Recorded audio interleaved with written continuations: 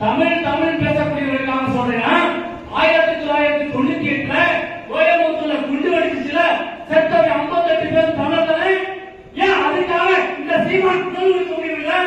நான் கேட்கிறேன், சீமான பார்த்து 1998 58 பேரை குண்டு வச்சு கொண்டாரு, செத்தவங்க 58 பேர் தமிழ் தானே?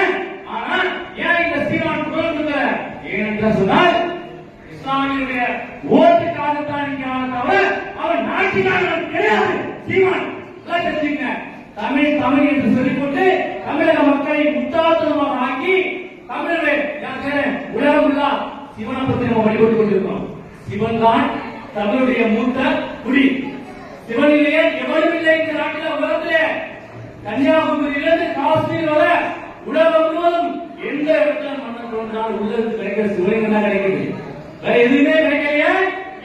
ஒரு சிறு வருஷத்துல எவ்வளவு வருஷம்.